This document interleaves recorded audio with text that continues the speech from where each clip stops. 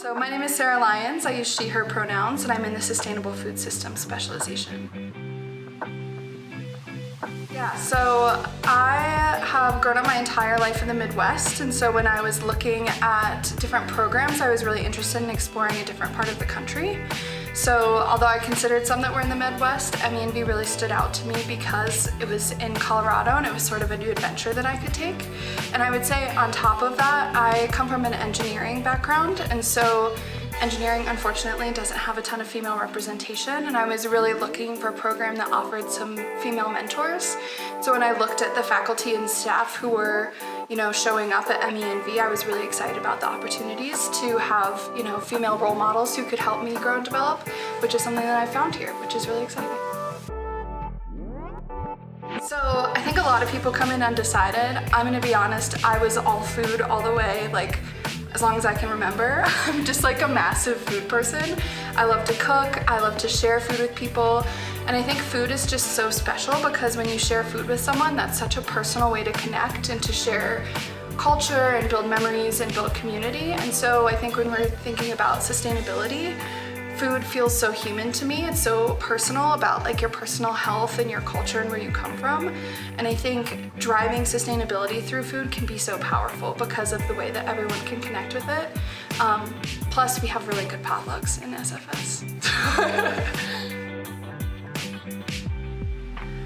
You shared this question ahead of time, and this is the one I think I struggled the most with, transparently. I think for me, some of the best experiences have been, this is a professional master's program, and some of the applied projects have been the most important for how I've been able to learn and grow.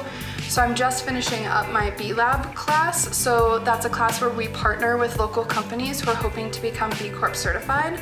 So I've been working this entire semester with our partner to do an assessment of all of their business practices across 5 areas of sustainability.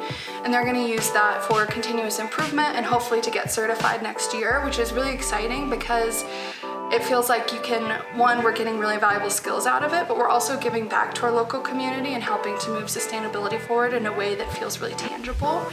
And I think capstone was really similar to that. So for my capstone, I worked with Danone North America, who's just down the road in Broomfield. And so being able to see how a sustainability strategy comes to life and the kind of impact and scale that we can have was really exciting. Yeah, so I would say I really like to be outside, particularly when it's warm. I'm sort of an anomaly in Colorado because I'm not a snow person. So during the winter, you can usually find me in a coffee shop or somewhere reading a book because I love to read. I started a murder mystery book club for some of the people in our cohort. So I love reading. Like I said, I love to cook. I'm always cooking and doing potlucks. I'm a big fan of Survivor, so like the TV show.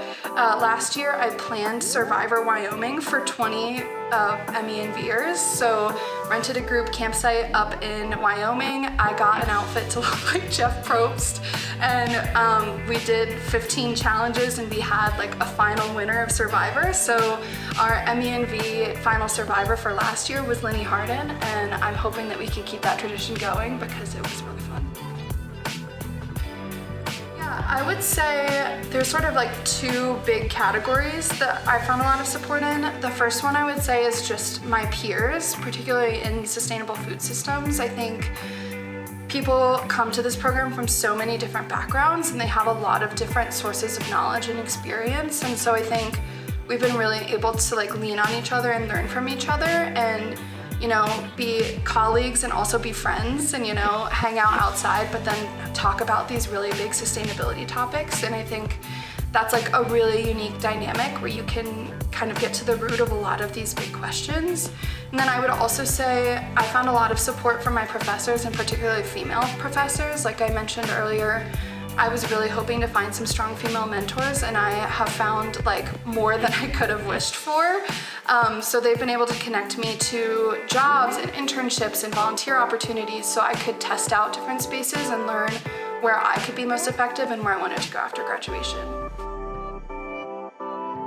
Yeah, so I kind of cheated because I started before graduation, but I recently started about a month ago my full-time role with Danone North America. So I'm a manager of procurement sustainability with them. So I sit within the procurement organization, but I work really closely with our mission and sustainability team to drive all sorts of different sustainability topics across our supplier base. So that's things like carbon reporting and carbon reductions, supplier diversity, and responsible sourcing, which, as you can imagine, there's a lot in there. There's a lot to tackle, but a lot of exciting things are kind of in the works. Yeah, I would say I have two pieces of advice, and they're sort of in conflict with each other, but I'm just gonna say two things can be true.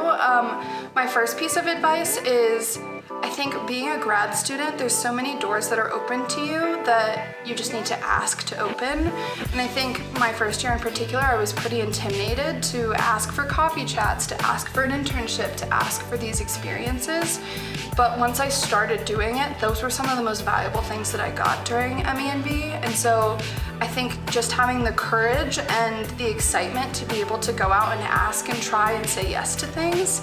And then at the same time, I would say have a little bit of grace for yourself, because sustainability is so huge. There's so many directions you can go.